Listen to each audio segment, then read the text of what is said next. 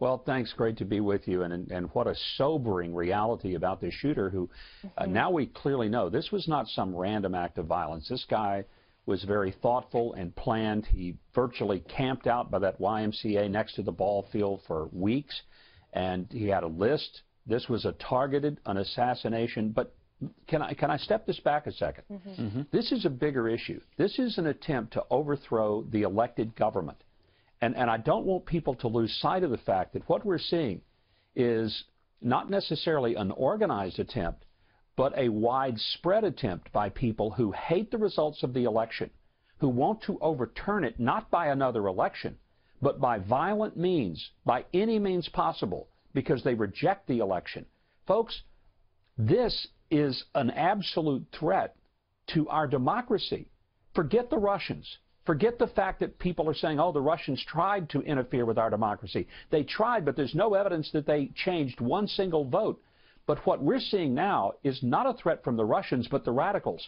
And we need to be a lot more afraid of the radicals who are trying to overturn a duly elected Congress and president than we are about Russians who may have attempted to do something and influence in the election, but there's no evidence yet of it. Strong statement, Governor, for sure. Of course, the Democratic Party has moved left and left and left. Whether they lose an election to George W. Bush, win it with Barack Obama, or lose to President Trump, the radicals, the leftists, the progressives have gained more and more power in that party. Now, the guy who pulled the trigger was the only one who pulled the trigger on that attack. But the rhetoric of resist, of impeach, of fight, of take to the streets has infected the lexicon of the left.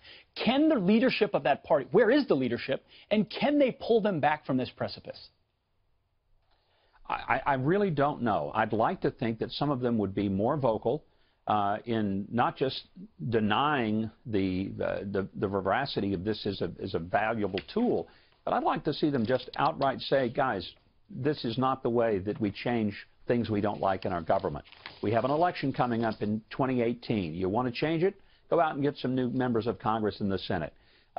4 years, you know, we have a presidential election. You can change it then. Right. But we don't do it in the meantime. And when I see all of these special prosecutors and then the radical attempts on the streets, a lot of people are getting, the heck beat out of them because they're wearing a Trump shirt. And sometimes it's more subtle. It's like they don't get their picture in the school yearbook. Again, think about what this is doing. This is bullying.